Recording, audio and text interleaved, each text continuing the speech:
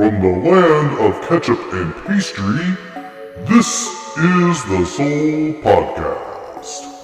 I'm King Sejong, reminding you that if a seat is empty on a crowded subway, proceed with caution. And here are your hosts, Emma Kalka and Joe McPherson. And welcome to the SeoulPodcast. This is Joe. And this is Emma and Pippin again. Pippin has woken up for the show. Yeah. And oh look, there's Morgan. Morgan is up. They're all too. They're all making an appearance today. If you're watching this on video, thank you. Yeah, also please subscribe, like and subscribe. You can also catch this on all iTunes. Well, no, it's not iTunes anymore. It's Apple Podcasts and Spotify. Apple Podcast. Speaking of which, Spotify coming to Korea next month. I was about to say that. Yeah, Spotify is now coming to Korea, so you don't have to use a VPN in Korea to use Spotify anymore. Well, I mean, starting next month, but yeah. Never. And I use it for a little while with a VPN, and I've been on Google Music, which no longer exists now. And I'm really not liking YouTube Music, the platform they made us get on. And I was looking for I need an alternative for this now. But everything requires a VPN. Oh no. Yeah, I've just always used iTunes. So I have an Apple Music subscription. See, I was in I went into the Google ecosystem.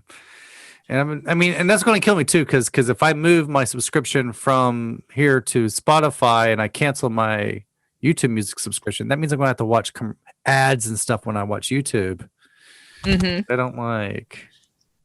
But I really I've not been happy with YouTube Music. I finally got a VPN sometime last month. So really? I guess for the last month I could have.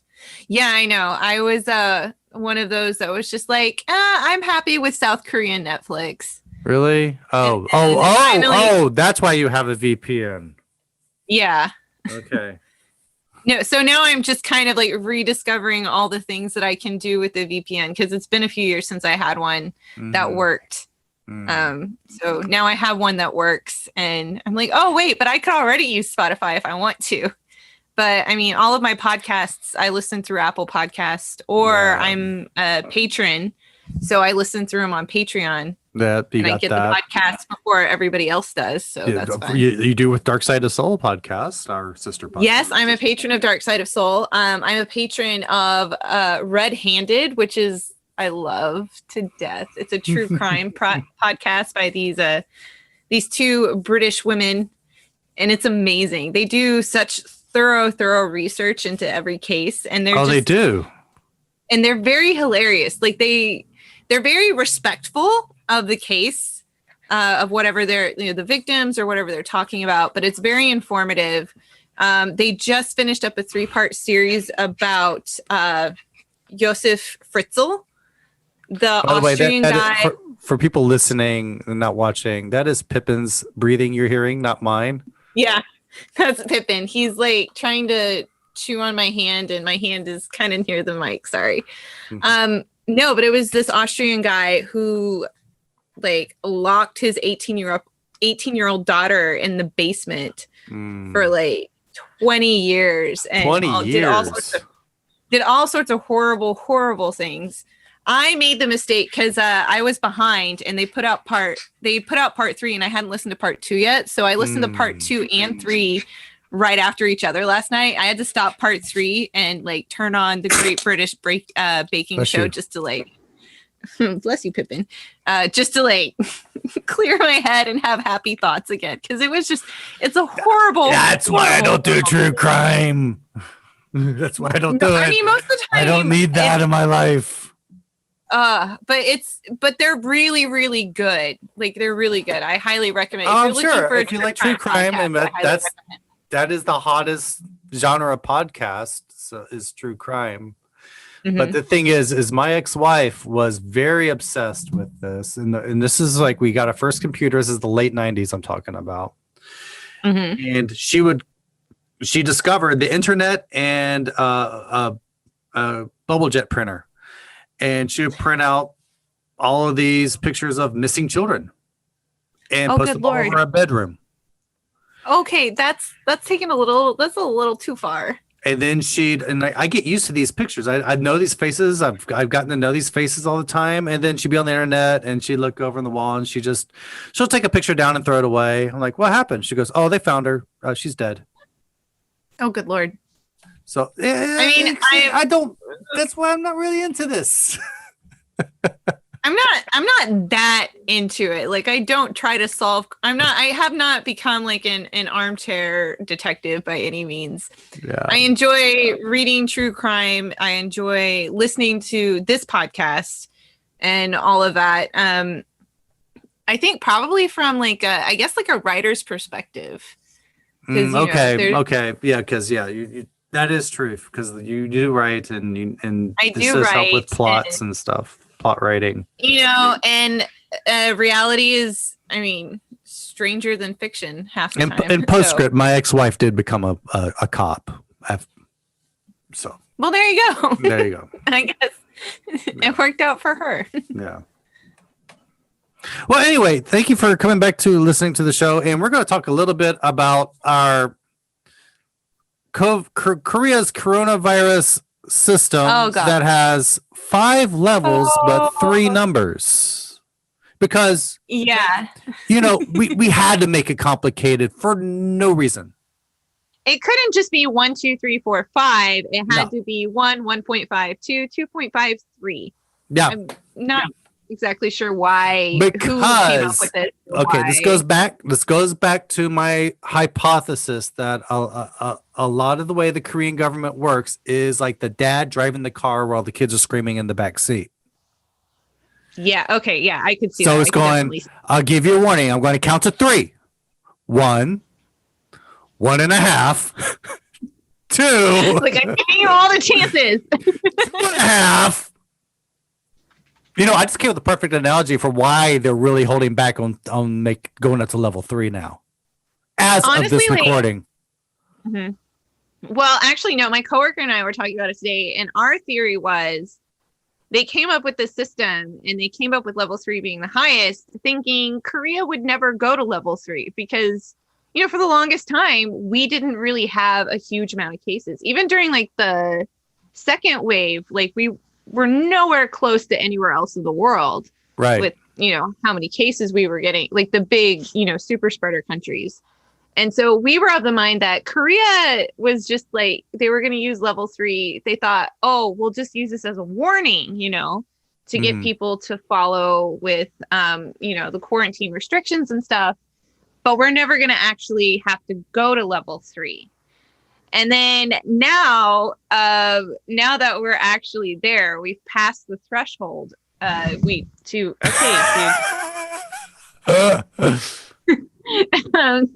has something to say about it. He's like, I've got something to say about level 3. Now that they're actually faced with the fact that Korea they're there, like we're at the threshold of level 3. They're like, oh crap. Now we actually have to go to level 3, and we are not prepared for this. We did not think this through.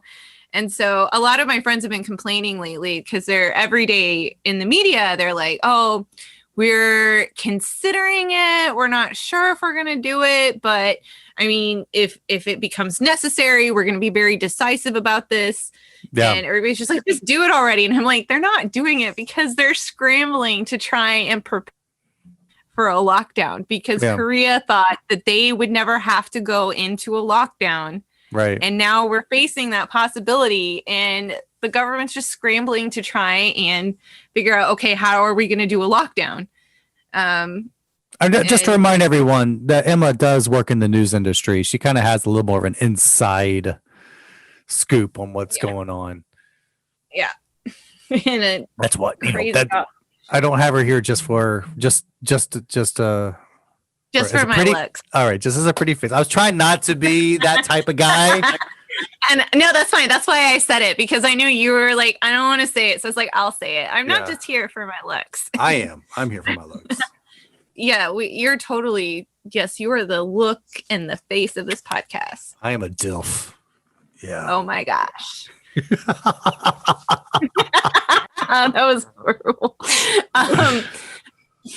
But yeah, that's our theory behind it, that it's not, part of it is a little bit of hesitation because the economy has taken a pretty big hit from it. A lot of small businesses have shut down and are completely unable to reopen because and on top of that, I think if they go to level 3, they have to support these businesses, give money, and I don't think they're prepared to spend the money. I think that's why they're holding back. Right, because they know if they because like the numbers were, if we go to level 3, I think it was something like over 2 million businesses and facilities are going to be either they're going to have to completely shut down or they're going to face really, really strong restrictions because it'll be basically only businesses that are deemed essential. So like grocery stores, hospitals, that sort of thing, will be allowed to stay open. But even they were going to face like restrictions to their business. And only a few people would be allowed to go in, but they're not going to. Right, yeah. And so the government, they know if they're going to force like a few million businesses to close down for any amount of time, they're going to have to compensate them in some way financially or, whatever. And they just, again, they were hoping that we would never have to go to level 3. And so they're very unprepared and they're trying to make those preparations so that we can go into level 3 and hopefully, okay, I will put you down. At least he's not barking this time. Well, don't say that. Don't say that. He just knocked on. Oh no! Shit! I shouldn't have knocked on what? I should have knocked on my desk. Shh. No one's at the door. It's all good. No one's at the door. There's a big rumor. No, there's a rumor that's been going back and forth. I've heard both sides that the big boxes would close down, like E-Marts and Costco, Traders, Home Plus. I was under the impression from the conversation I had today. Again, this is just speculation between two coworkers in the media industry. That places like E-Mart and Costco would not be shut down because they do sell essential items, but they will face restrictions. Like they can only allow a certain amount of people in. They're going to have to like do whatever they can to make sure that people stay socially distanced, that sort of thing. But it's going to affect that makes sense because I'm hearing from the Korean side that I know that they won't shut down. But oh my god, I live next to E-Mart Traders, and I on Thursday night I went out and got all my the last Christmas stuff shopping I needed to get done, like food and stocking stuffers and everything, just in case they shut it down right before Christmas and we're screwed. But and that's the other thing is that for as the numbers get higher, the more packed Traders has gotten. Yeah, people are stocking it because people are preparing. They're like, we're gonna go into level 3 any day now. We're gonna go in. Somebody was saying like they went somewhere and people were just stocking up on toilet paper. Really? Like, my god! I haven't seen the American thing. No, I see them stocking up on grocery store sushi. Yeah, I don't. Like, that's not gonna last longer than a few days. No, it's that. Is they're not really going for? It doesn't look like. I don't see essentials in people's carts. I see the usual, people. I see. When Ajimas always go to Costco and those places in 3s. By the way. So I'm seeing the shopping carts of 3 ladies. I think I think that was in the Bible. Is the shopping carts with the 3. You must have 3. It was in Luke 20.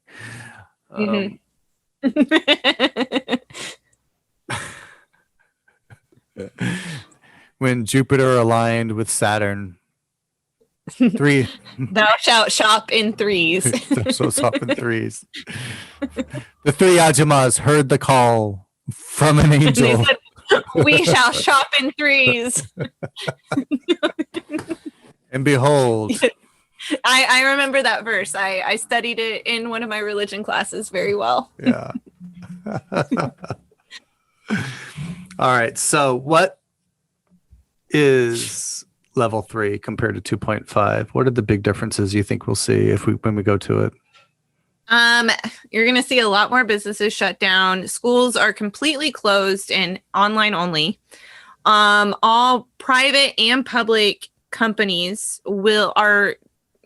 all non-essential employees must work from home. Mm-hmm. People, it's not like there's not a stay-at-home order involved. Like they're not going to actually tell people you have to stay at home. It's more of we're just going to shut everything down, so there's nothing for you to do, and you have to stay at home. Which okay. I think will work better because it is very cold right now, so it's not like people can go to parks or anything, which they would shut those down as well. We have Coupon Fresh to order our food anyway. That's what I was doing. There's Coupon Fresh. There's Market Curly. Like people have already kind of been adapting. I know a lot more people. A lot of these online grocery delivery companies. They've been doing great business this year because more people are ordering their groceries completely. I haven't been to a grocery store since. Drum roll. Maybe no, don't do a drum roll because he's gonna go crazy. It might have been somewhere around January last year or this year, January. Wow. Okay. You're. Oh wow. That's a long time. Yeah. I just once numbers started going up, I started ordering online. So I use Market Curly, or Coupon Fresh. I get everything. Yeah, like if I have to actually go into a store and buy something, I put it off because I'm so used to ordering everything online now. Well, good on you. I still go to grocery stores. I hit them all too, but I take all my precautions every time I go. To me, it sounds like level 3 is basically what we were all doing in March anyway, between March and April. Right. Yeah. It's just this time, I think, because right now restaurants are allowed to stay open until 9. Mm-hmm. But under level 3, they're only allowed to do delivery, delivery and takeout. I think you're not allowed to go in. A lot of them have adapted to that. I don't know what they're going to do with Christmas coming up because so many are planning these Christmas dinners. Mm-hmm. Yeah, they might put something in place. I'm assuming they might do something a little bit. I think for Koreans, it's not so much Christmas, but year-end gathering. Year-end gatherings, they've already asked people. They've already asked people to cancel them. And right now, under 2.5, you're not allowed to have gatherings of 50 or more people. Yeah. Under level 3, you're not allowed to have any gathering that's 10 people or more. They're all banned. They're not going to enforce that. They're going to have a hard time enforcing that. And I think that's another reason why they're kind of like, oh crap, scrambling around because they've come up with these rules. Like they have a set of rules for level 3 and they're like, we don't know how to enforce them. I don't even think they have enough people to enforce them because so much of, I think, the government's resources right now are going to tracking and trying to open up more hospital beds. And that's what I'm reading right now is that's why it's being so slow is they're trying really hard to put efforts into tracking so they don't have to go to level 3. Right. They're trying to put more efforts into tracking and treatment and dealing with the influx of new patients that they're dealing with right now so that, honestly, I can kind of understand why that would be taking up a lot of their time and thoughts because there's this huge, there's like a sudden uptick of seriously ill COVID patients. There's now a lack of beds. We're looking at numbers that are higher than even the first wave and even like Daegu, like the big Daegu cluster. The numbers, like the overall country numbers right now are higher than that. And Seoul's numbers are getting close to what that was. Like we're inching closer to 500 we're still around the 400 area, but if it continues on this trend, we could be looking at more than 500 cases a day in Seoul, which would be more than what Daegu was getting. Or Daejeon. Wait, was it Daegu? No, it was Daegu. It was Daegu. Okay, good. For a split second, I was like, wait, I am saying that. I am saying the right city, right? Yes. But I mean, yeah, we hit our record high of all time on Wednesday. Oh, I think it was Wednesday. This week, the 1,078. Yeah. It's the highest number of cases that we've ever had on a daily basis. So, and I mean, it's hovering around, it's been over 1,000 for the last 3 days straight. So they're kind of like, crap, our numbers are not going down. Oh no. People are dying before they can even get into a hospital. Oh, that sucks. That's awful. Yeah, we've had so far 4 deaths this week of people who were, I think it was on average around, they were waiting like 4 days. So it's not like they've been waiting for weeks and weeks. They've only been waiting a few days, but I mean, they died. That's how serious they were. And they could not get into a hospital. So we're running into hospital bed shortages already. So I can understand why the government will be focusing on that versus like, oh, wait, now we also have to think about what are we doing to stop the spread and, making the situation even worse. So it's what are you crying about? Pippin's making that. No, that's not Pippin. That's Morgan. Morgan's that's the that other dog. He's lying over there like whining about something. I don't know what it is. And Pippin's like, "What's wrong with him, Mom?" And I'm like, "I don't know."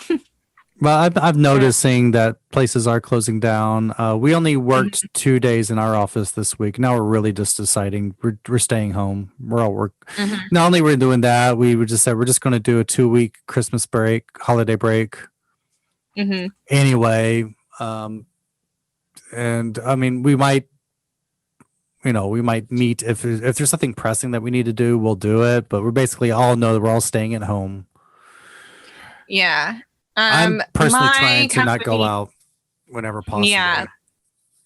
Like I still have to go into my office, but outside of that, I never leave home. Like I was on vacation last week and the only time I left my house was to run to the corner store if I needed something. If I didn't need to go out and get anything, I stayed home all day. Yeah. Just because I was like, I don't want to be that asshole who like, even though it's vacation, I was like, I don't want to be that asshole who goes out and ends up getting COVID. And then the rest of my team and department has to go into self-quarantine because of me. That is true. That is true. You don't want to be that person. Yeah. So, and I knew like, cause everybody knew that I was on vacation last week and they're like, oh, is she going to like go? And it was my birthday week. So it's like, oh, is she going to go out and party for her birthday? And I was How like, was that? Nope. I'm sorry about your party being subdued.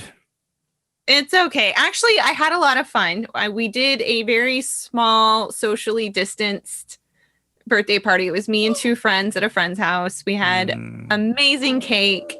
Great. Even more amazing eggnog. And then the most amazing Dolly Parton's Christmas in the Square. Cool. That was watching that. Me and Jen providing color commentary after like 3 cups of very boozy eggnog. For longtime listeners of the Soul Podcast, she's talking about Evil Jennifer. She was at Evil Jennifer's house with Rob Aseo. Yeah, she's Evil Jennifer. I love Jen. Jen. No. She debuted on the show as Evil Jennifer because we had Good Jennifer. And she was evil. So she was like, I'm Evil Jennifer. Yeah. She's Evil Jennifer. So it was me, her, and Rob. Rob. Oh, I can never say his last name. Rob Aseo.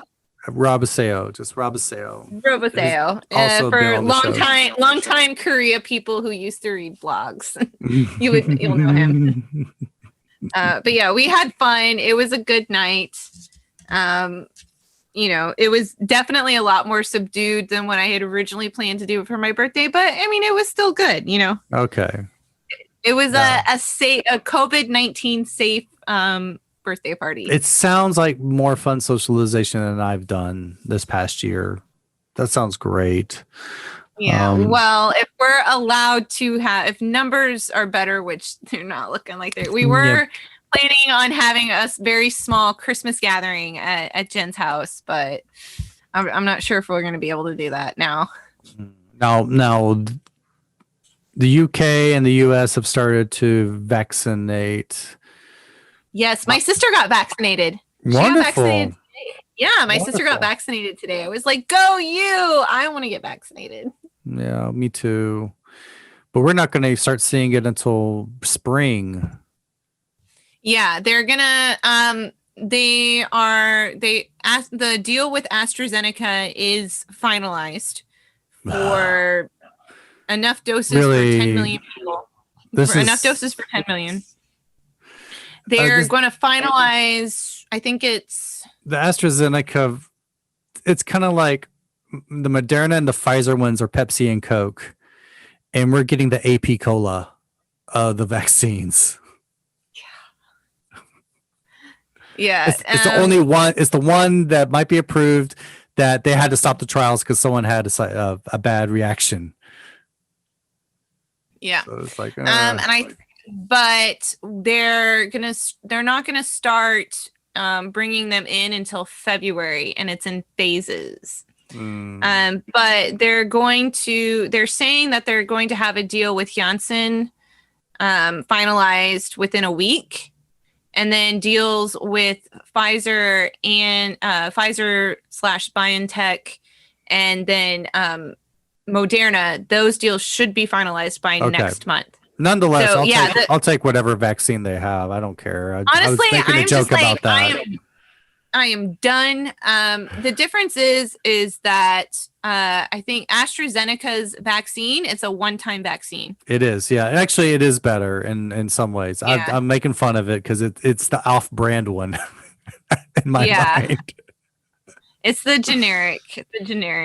Honestly, I do when I have to get. It's the Costco Cola of it. I'm not gonna lie. When I have to get prescriptions, I mean, especially in America, I would just always like give me the generic because it works just as fine and it's like half the cost. Yeah. That's why I can no longer take amoxicillin because it's the generic antibiotic in the States, and I had so many ear infections and then upper respiratory infections growing up, and they always gave me amoxicillin because it was the cheapest option. My body's now immune to it, so amoxicillin. So you're like most every other Korean citizen who's ever seen a doctor here. Where it's like, oh, I stubbed my toe. Oh, here's some antibiotics. Yeah. Except I actually had to take antibiotics. Yeah. It wasn't one of those like, oh, you sprained your toe, here's some antibiotic. I actually had I had a lot of ear infections when I was a kid. Until I got like my tonsils and my adenoids taken out. And then I had tubes in my ears for a few years. Then those stopped. And then I started getting bacterial upper respiratory infections. Oh man. And the only thing that would fix it was antibiotics. So I do a week of antibiotics every time I got those. So and it stopped working. You have so many antibiotics in your system that you would kill yogurt. Probably. That's why when I you would turn yogurt into milk. I remember finally going into the doctor once. And I knew I had a cold, and I was talking to the doctor, and they're like, we're gonna give you a prescription. I was like, what are you giving me? And they're like, oh, there's a painkiller, some anti-inflammatory, and then an antibiotic. And I'm like, but isn't this a viral infection? I'm like, you're the doctor. You went to medical school. Why am I the one who has to tell you that an antibiotic is not going to do anything to help an infection that's viral? I'm not going to go. I don't want to go too deep into that, but my that's another podcast entirely. So anytime they become a doctor and then their education stops. They don't update. That's the one of the very few complaints I have about the healthcare system here is they do over medicate. And I have two complaints. The two complaints I have is one, to over medicate, and then if you're in the hospital, you have the shared bed situation where families can go in, and families are expected to supply food and creature comforts that in other countries the nursing staff provides. Right. Yeah. And so that creates a germy situation. Yeah, it's not fun. But anyway, we'll do another podcast on that one. That was how MERS got so big here back in 2014. Yeah. Oh yeah, it was spread almost completely through hospitals. I remember that. But yeah, so right now it's kind of like just a countdown clock until when we're going to go into level 3. It's just, we just want to get it done. Yeah, I think because they were another one of the things like they're like, oh, we want to make sure that we have a general consensus before we go in. And the public is very much like, Morgan, stop scratching your ear. You know it hurts. Sorry, that was the other dog. No, it's like the public is very much like, just do it already. We want to go into level 3. We want to get this over with. You know, the sooner we go into level 3, hopefully the sooner we can get cases down and this and that.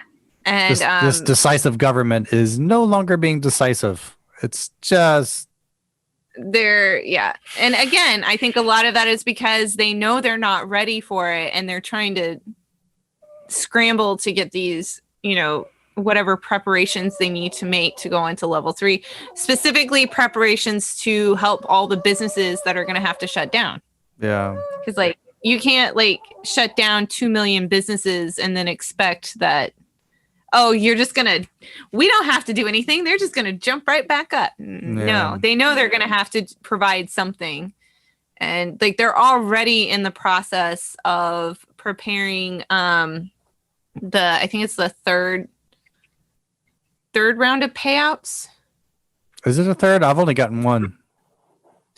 Well, the first round was just for general public, everybody. The second time around was a little bit more narrowed. It was mostly for small businesses and self-employed people who were a little bit more affected by the virus. And this time it's going to be even more narrowed, and specifically for self-employed and small businesses. Okay. But they just passed the budget in December 2nd. So they're still working out the logistics to get that. But they did say those payments will go out before Solal. Before Lunar New Year, which is when before is that Lunar this New Year. Time? Let me check. I think is it January or February? I think it's in January. I think it's early this year. Hold on, I got it. Yeah. I have an automated system to check. Oh right. My calendar only goes to December. Let's see. Solal is February 11th through 13th. Oh, I thought it was in January. No, not this time. That was last year, actually. Oh yeah, last year it was in January. Right. That's probably what I'm thinking.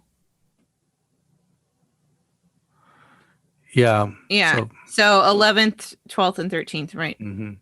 Second chance New Year. Maybe. Yeah. But yeah, that's what I'm thinking. I'm thinking the government is just completely unprepared for this, but they don't want to admit that they're unprepared. And so that's why they're coming off as very like wishy-washy on like, maybe we'll do it, maybe they won't. They know they're going to do it. They just don't want to do it until they're ready, they're prepared, and they don't want people to know that they're not prepared. That's my opinion. Wow. With the Korean government opinion. Unprepared for things that they should have been prepared for. Who would have thunk it? Oh my God. I mean, and we were doing so well. You would have thought that they had prepared for this possibility. Use that word prepared. Preparing doesn't work. Like it keeps just the way the Korean government thinks. It's all about, they're not really strategic thinkers. They're more tactical thinkers. And that's not even my hypothesis. That's from a Korean scholar.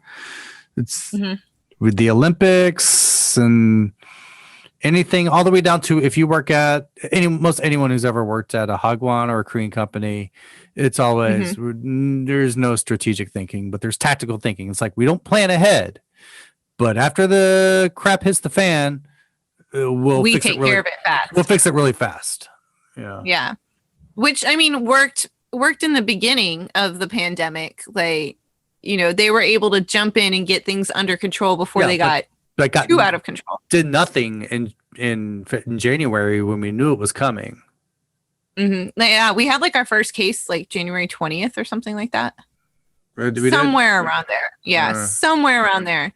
Because I remember like we were reporting numbers every day, and I remember they were in the single digits. Yeah, and we had like a month almost of when it was just like 30, 20, 30, 40, and then all of a sudden within a week we're shooting up into like 200, 300. Back then we thought it was just going to be like MERS. Shincheonji. It was Shincheonji. Do you remember that? Yeah, when Shincheonji happened, that's when all the numbers like started shooting up drastically. But then, we got it relatively under control by May. And then we had that May holiday and they kind of shot up a little bit. Not enough, but not enough that they called it a second wave. I don't think it was enough to blame the foreigners and the gays.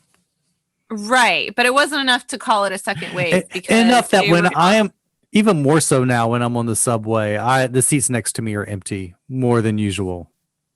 I don't even get to sit down. There are no seats when I get on the subway. Oh. And I think when I get on the bus, people are just like, I want to. I have been on a crowded subway and still people don't sit next to me. I don't know.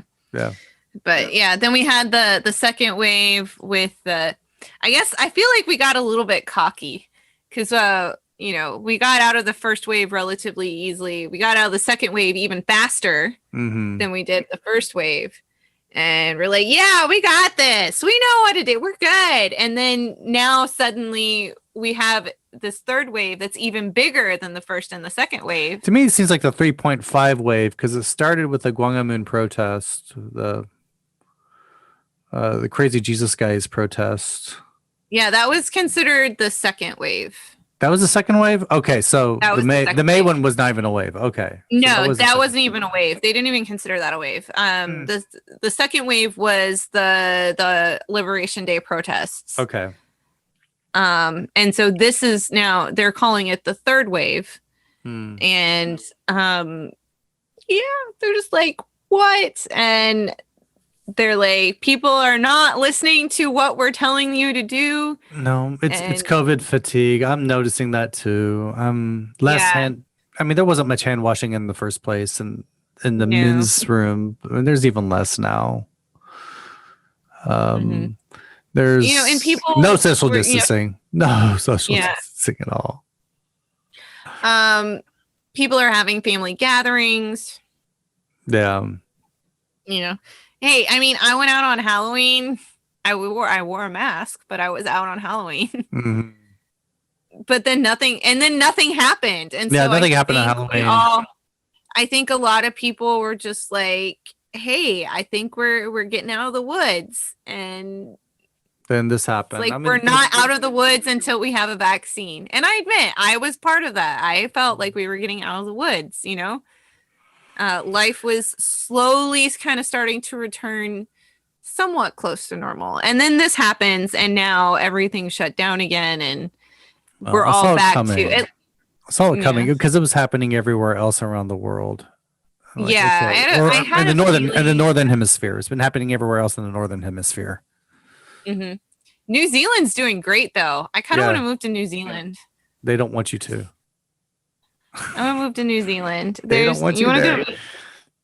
Do you want to move to New Zealand, Pippin? They don't want any of us dirty outsiders down there.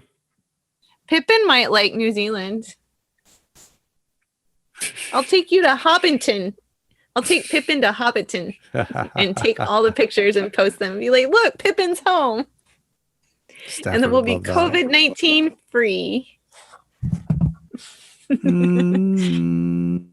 But yeah, in terms of vaccines, regardless of whatever vaccine we get in first, because all the deals are supposed to be settled by next month, they're saying it's gonna be second quarter before we start getting vaccines, and that's gonna be the first round's gonna be for healthcare workers. Yeah. So we're looking course. at late spring, early summer before the general population in Korea will have access to vaccines. But the good news is they'll be free. That'll be good. That'll be Yeah. good. And maybe From what do you think they'll bring the levels yeah. down around then too? Yeah. Yeah, because like I think if once we get out of this hole, we should be good. Yeah. But yeah, thank God we finally have a vaccine. Yeah. A few of them. In fact. A few of them. Yeah. And not just one. I get 4 now. Yeah. Janssen's got one. Yes, I know. Pfizer, BioNTech, AstraZeneca, and Moderna. Which I think Pfizer, BioNTech, that's the most expensive one because they have to have like that crazy cold temp in order to distribute it in the store. Yeah. Moderna, you don't have to. It doesn't have to be as cold. Yeah. And then the AstraZeneca is a single dose. It's a single dose, and it's not as cold as well. I don't know anything about. I didn't even know Johnson was developing one. It's a Johnson & Johnson company. I didn't even know they had one going on. Apparently, a bunch of celebrities were like, "F this." Here's something, or maybe it was because they saw Dolly Parton donated so much money for the Moderna vaccine. They're like, we can't be the only ones who don't do this, so they put in money into Janssen's. Yeah, I was trying because I was looking up because I wasn't sure if I had pronounced it correctly when I said it the other day. So I was looking up on YouTube to try and figure out how to say it because I saw the Hangul and I saw how it was written in English. I'm like, I would double check this. Yeah, there was a video, something about check. like Sean Penn helping out with it. I don't know. Oh, good. So, put your millions to good use. And so, what's the latest on the Yoon and Chu debacle? that was a segue. I didn't feel like doing a segue. I was thinking of one, and I'm like, screw it. I'm just gonna rip the Band-Aid off. Yeah, no, a friend of mine made a comment about like this whole thing, and he was just like, you know what? I don't really care for either side to win in this one at this point. It's been going on so long. Could you give us a quick background? Okay. So Yoon Suk-yeol, yeah. He is the prosecutor general, and he's in charge of all the prosecution, which has a bit more power in Korea than I'm used to. Mm-hmm. I'm still trying to figure out how that works, but the police they investigate stuff and arrest people and don't really get to make a lot of the decisions on anything. Mm-hmm. But the prosecution are allowed to do their own investigations and all of that. Prosecutions are very powerful here. They've been that way since the prosecutions dictator era. But when Moon Jae-in, one of his election promises was that he wanted to do a complete overhaul of the prosecution and the police and give the police more power and responsibility and take some of it from the prosecution and kind of turn it into a model for me that seems kind of similar to how opposite of the defund the police. Yeah. And it's the opposite. Korea wants to fund the police so that they can actually do their job and not just like show up at a crime scene and be like, oh, what do I do? Yeah, I actually was dragged to one of the prosecution events, some type of social event, political event by the prosecutors, and it was just good old boy type of thing. It's the type of thing I don't like to go to. I didn't like to go to the stuff in America where it's an all men and they're all being rowdy teenagers, just misbehave. And it was just how you always imagine good old boy networks being. It is like, oh, we got all the power and we're gonna misbehave, and it's not the sober adult acting you want to have with a organization that has this much power. Right. Yeah. And so they're and also a big thing that the prosecution likes to do is anytime a president goes out of term, they like to investigate them. They're always like going after. It's ridiculous. I mean, yes, there's a fair amount of corruption in Korean politics. They're trying to change that. And one way to do that is they want to overhaul the prosecution and take away a lot of their power so that they can't just arbitrarily start up these investigations into politicians that they don't like or just people they don't like. You have to have a valid reason for doing that. And that's the other thing is the prosecutor's office has been used very politically. Yes. And it's supposed to be politically neutral, and it's not. So there's been this tiff going on for the longest time between the Justice Minister, Choo Mi-ae, and the top prosecutor, Yoon Suk-yeol. And so Choo Mi-ae is trying to spearhead a lot of this prosecution reform. And her predecessor, Cho-guk, was also trying to do this as well. And there a lot of people like to say that he, got thrown under the bus because the prosecution doesn't want to be reformed and this and that.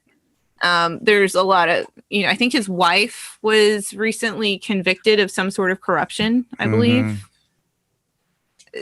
That's a whole other story that I'm not going to get into. I tell you, people listen to the Dark Side of Soul podcast where we're talking about King Seijo and what was going around. It sounds very similar to the factionalism under Seijo. Just replace the prosecution with the Royal Research Institute, and that sounds pretty much what's happening. Yeah, so they're trying to pass a lot of these prosecution reforms, and they finally passed, I think it was 2 bills last week. Well, no. They passed 1 bill and a revision to a bill because they had passed a bill to set up this new agency that was completely independent from the prosecution, independent from the police, that would focus solely on investigating corruption in high-ranking officials in the government. Good. An independent corruption, which you need a watchdog for them too. Yeah, everybody needs a watchdog. But again, the PPP. You love the PPP. Still can't say it without laughing. That's never going to change. Has obviously been against it. And, a lot of the feud between Choo and Yoon is that Choo is Yoon doesn't want these prosecution reforms to go in or to go through. He's trying to stop us and this and that. And it's a long, long, long story. And I'm trying to remember exactly what started it. And I can't because it was so long ago. So what's the stuff going on now? What happened is that Choo Mi-ae was like, yo, so I'm suspending this guy because here's 6 counts of, he's done ethical or illegal things, and here's 6 counts of it, and he did it, so I'm going to suspend him. And Yoon fought back because, he's been a lawyer for a really, really long time, and he's filed an injunction with the court, got an injunction, so he went back to work. But until a Justice Ministry disciplinary panel could look into it and try and find out, okay, did he actually do these things? What sort of discipline is going on? are we going to do? And a lot of, on both sides, people are just like losing their shit. Like the people on Chu's side are just like, oh, wait, no, what was it? So people who support Yoon, which is the PPP, are like, oh, this is all political. It's just like it's a rubber stamp committee. They're not going to actually try and determine if he did anything bad. They're just going to discipline him because that's what Chu wants. And then the other side is like, oh, he's like trying to stop these reforms that are going to make the prosecution more neutral and da-da-da-da. He's got to go. And then Yoon is like, I was put in this position and I have a 2-year term and I'm going to fill out my 2-year term and you guys need to stop butting in on all of this. And then Chu is just like, I'm so angry with you. Just get the hell out. And so, yeah, they had a disciplinary committee. They tried to meet up a couple times. Yoon's lawyers kept getting it pushed back because they're like, hey, you didn't actually legally give us enough time to prepare for this. So by law, you have to push it back and give us at least X amount of days to prepare. So they did. And then they tried to get like some of the people on the panel kicked out because they're like, these guys aren't going to be unbiased. And then that failed. So they finally made a decision. I think they had like 2 sessions. And these were super, super, super long sessions. These were like 15-hour sessions. Oh my. And they had witnesses come in and this and that. Yoon could have been there, but he was like, no, my lawyers are going to take care of this. I'm going to be at my office doing my job. Let my lawyers take care of this. So finally, in the very early hours of Wednesday morning, I think it was about 4 a.m., the panel was like, okay, we find that he's guilty of 4 out of these 6 counts. One of which was that he was doing illegal surveillance of judges on high profile cases. He came back and said, this was just, this is like a thing that you have to do. When there's a case coming up, you gather information on the judge.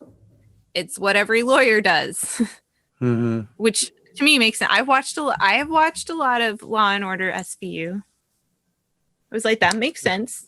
They want to know about their judge, so they know how to make their case properly.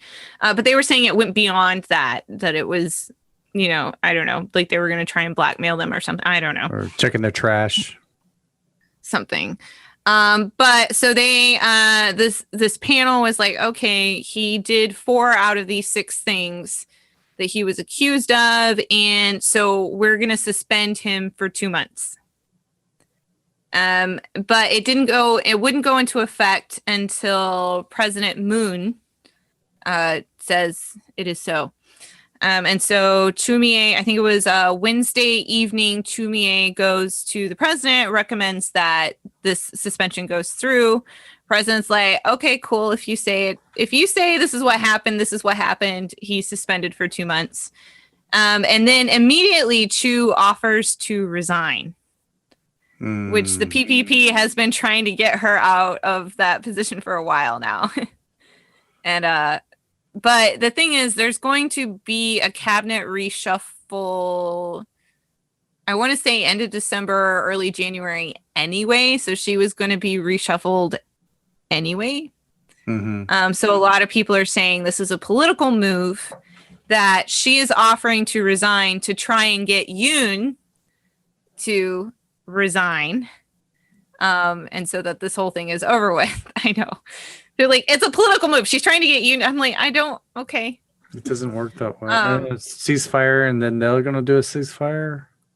No, Yoon actually has filed an injunction to try and get the punishment reversed, and he's fighting it. He's like, I've got like another, because I don't know, I think he was only appointed sometime this year. So he's like, I got a long time left in my term. I'm going to do my job and you're not going to take me out. So he's fighting it really hard. And they're going to have a hearing on next Tuesday afternoon, where the Seoul Administrative Court is going to have a hearing and discuss and decide if they're going to let him go back to work or if they're going to uphold the suspension.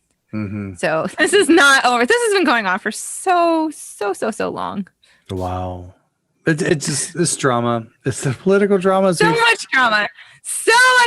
You don't even need to watch K-dramas. You just need to watch the Korean government. Mm-hmm. So much drama. Yeah. Oh man.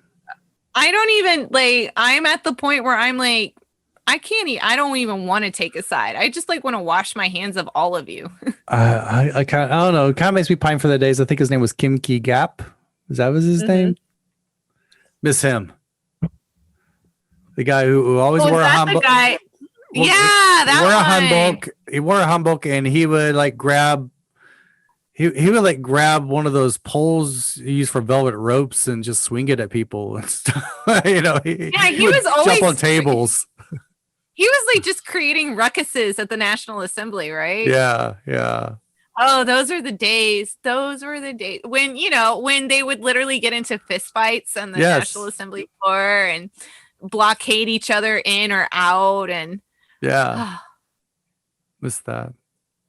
Yeah. Well, actually, in terms of the CIO, that the corruption, it's this huge corruption investigation office for high-ranking officials. It's abbreviated as CIO, thank God. Their panel to recommend the chief of that is actually happening, I guess, right now. So hopefully they're going to recommend 2, because they've tried to do this a couple times as well. And the PPP jumped in, was veto everything. Mm-hmm. So they actually changed the law because it's a 7-member panel and you had to have at least endorsements from at least 6 members. And they're like, oh, this is not working because they have 2 PP members. And so they only needed one of them to be block everything. And they were blocking everything. So they changed the law last week to where you only need 5 endorsements. Oh my. And then one of the PPP guys is I'm out. I quit. And now the PPP is no, you can't meet until you replace him. And the DP is just F you. No, we're going to do this. So they're going to hopefully we're going to start this agency. We're starting it in the new year. We're just going to make this happen. So next week, President Moon should have his 2 candidates. He'll choose one, and then they have to go through a confirmation hearing. But the National Assembly is it's a DP majority, so that'll pass. I can't believe I know this much about Korean politics off the top of my head. That's good on you. I mean, it's good when you're on top of these things, man. It is a sport. I am not an expert. This is just stuff that I pick up from work. So I can't analyze this stuff. I just can tell you what's going on. And you can make your own assumptions about things. It's so interesting. It's just keeping track of everything. Oh, Korean politics. People thought Trump American politics was difficult. Ooh. Look at the National Assembly. Well, thank you for everyone. I think this is all we have for today. Yeah, that's pretty much all that's going on right now in Korea. COVID and the feud between Yoon and Chu. It's basically a very long sentence. And BTS. Yoon Chu. Yoon Chu and BTS. And BTS. That's all Korea is talking about right now. Yeah. COVID, that feud, and BTS. There's a lot more going on, but those are the big things. All right. Well, everyone, thank you for listening. Remember again to please like and subscribe. And we do have a Patreon at patreon.com/SeoulPodcast where you can get back episodes going all the way back to 2008 when we first started the show. Please comment, leave reviews. That helps us out a lot. Right. We want to know what you guys think. Yeah. Well, thank you, Emma. No problem. Until next time. Are you ready? Pippin, you there? Bye. Yeah, he's ready to say goodbye. Ready to sign off. Until next time, stay safe. Right.